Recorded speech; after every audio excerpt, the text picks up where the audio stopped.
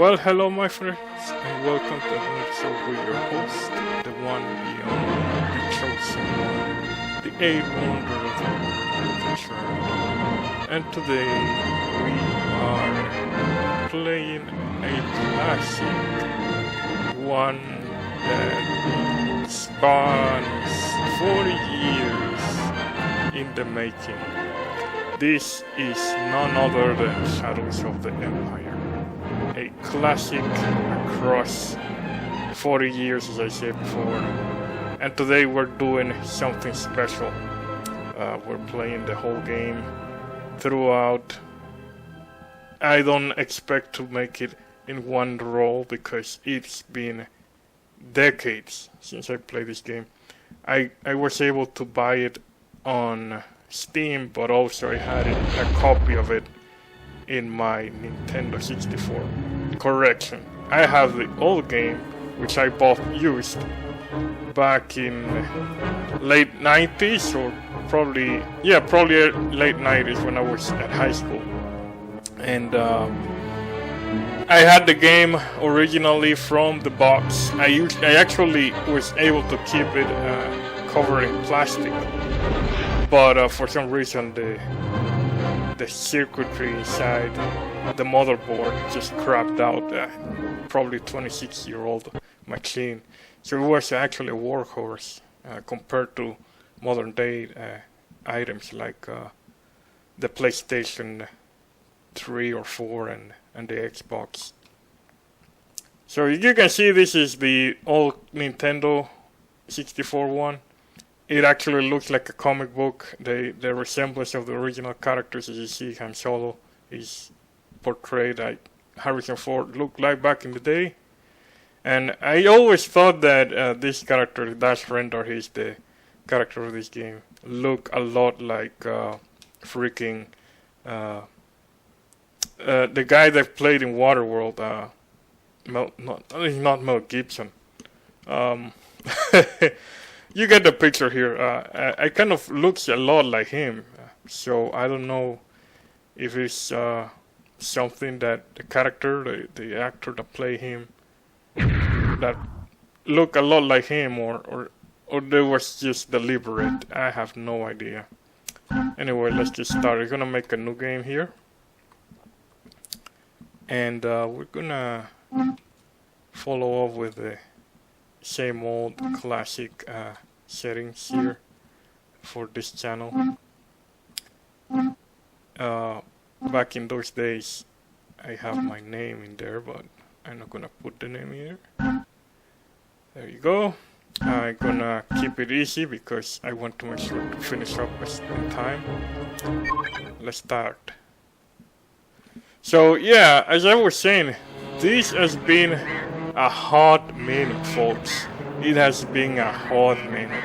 We have been playing it has been at least 20 years since the last time I played this game. Before I move forward, I'm gonna make sure that we remove the audio, the music, because it is 100% OG Star Wars. And that means it is not monetizable. Just a quick word of advice if you're planning to play this game.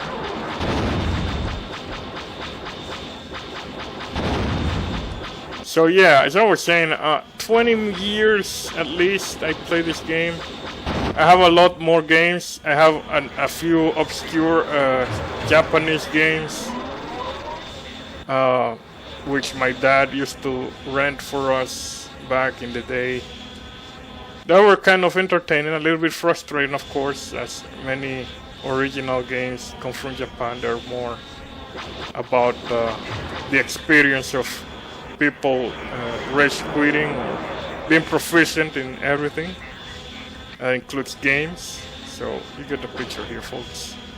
That's the experience of Star Wars, of the Nintendo 64 for the Japanese audience. Now that's another laid back.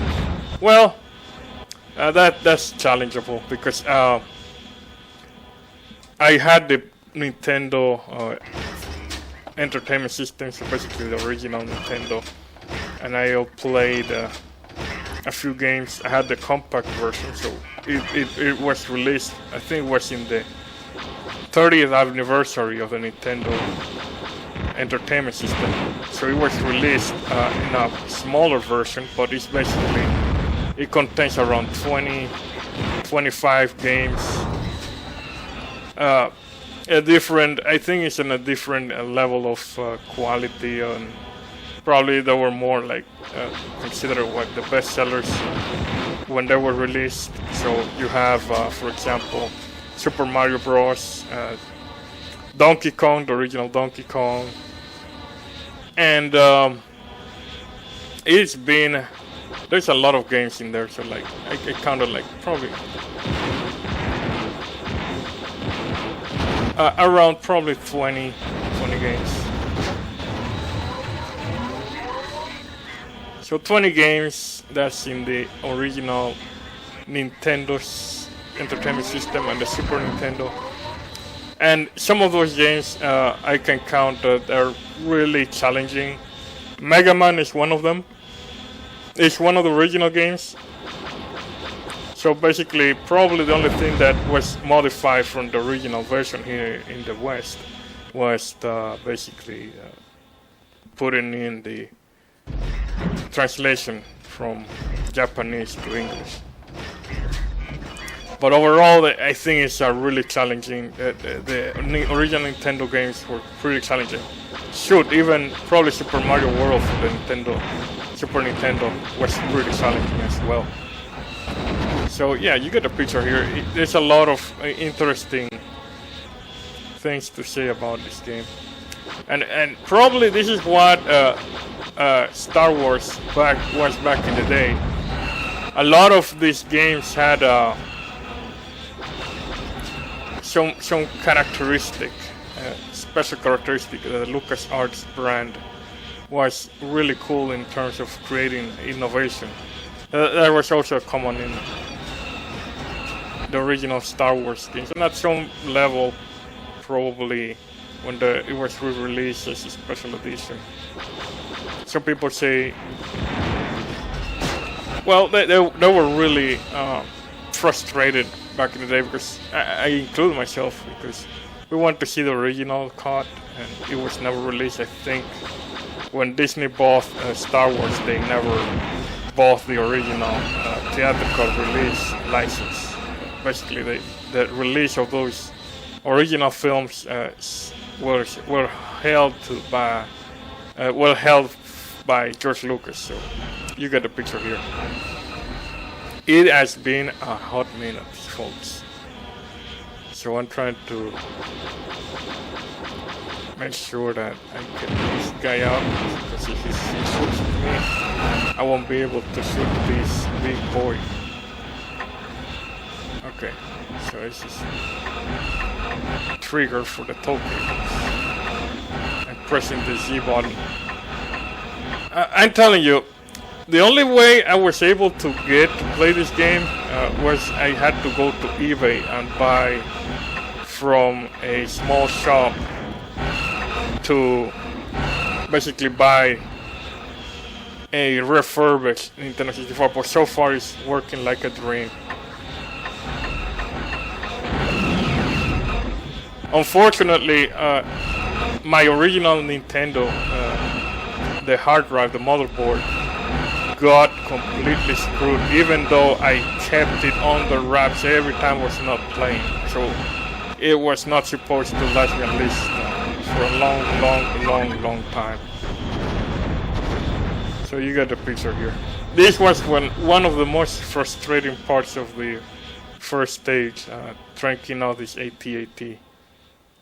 The AT-ATs. I heard people saying AT-ATs, but when I was a kid I called it AT-ATs. So it's AT-ATs. So these giant vehicles basically with feet.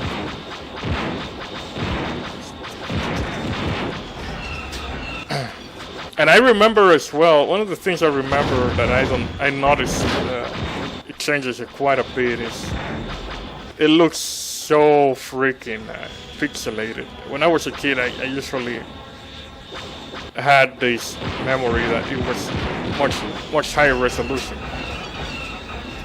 And you notice also I had it on the PC, and I tried to play it, but I think it's better using the controllers, because so far it sucks. It sucks using the keyboard and mouse for this game.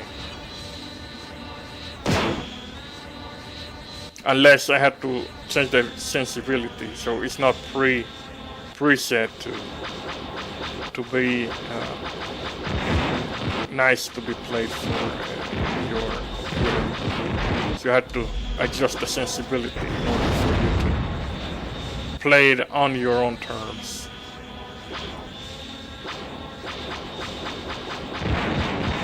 So yeah, Star Wars, Shadows of the Empire.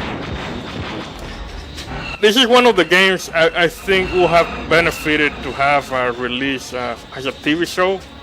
Like there's a lot of people watching the new TV shows, and people just don't feel like it lives up to the hype. Personally, the last film I saw that really was worthy of something, like, you know, if it was trying to do something different, to me was actually Rogue One.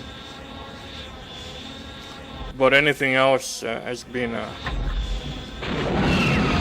in my opinion, has been like a crash grab. There's no effort put into it. Even I haven't watched. Personally, I haven't watched any of them yet. That's just my opinion why I don't watching them. I kind of, I don't know, burned out. But I always have a place in my heart for the classic games, and so that's my point to go from now here on. If I can get my hands on something, probably gonna be an old game, an old film. But other than that, I had no interest in watching anything new. Again, it's just my opinion. I may be wrong. At some point in the future, it is released in some platform that I already have, like Netflix or Hulu. I may sit down and watch it, and maybe it can change my mind. But until then, I'm probably gonna let it simmer. It's like a good wine. You don't drink the first crop of the year. You just wait a few decades to make sure the wine has aged well. That's in my opinion. That's my philosophy. So, as I was saying, I really like the classic games, and this is part of the plan for this channel. I'm gonna make sure that I can include more classic games. I don't intend to buy the PlayStation 5 for obvious reasons. One is no point to buy one until probably there is guaranteed any original games that are not available on the PlayStation 4 that I can buy for the PlayStation 5. And even then, I want to make sure that the chain of supply is taken care of. And by then I can be able to buy really cheap. But I intend to buy a $900 worth of a platform that obviously already have the games that we can play with. So there's no point of buying more games or buying a new platform. It's the games that are available on that platform are also available on the old platform. You see where I'm coming from? So, yeah, you get a picture here. So other than that, I have been quite busy. Not busy, but kind of moving around, doing stuff. I have been updating my channel, the other channel. I have been kind of chilling a lot of it in Instagram and Twitter, which are the platforms I have. I had Twitter just because I can reach to people and I can promote the channel, but other than that, I never use it. I don't recommend to using it for expressing anything other than just attract people and maybe interested in games, you know. I don't think not many people go to Twitter also for politics, but also for entertainment. And even then, really exclusive amount of people that can do that. Alright, so we are done with the first mission. I'm gonna cut this video here, but I will come back with the next mission, so stay tuned for that.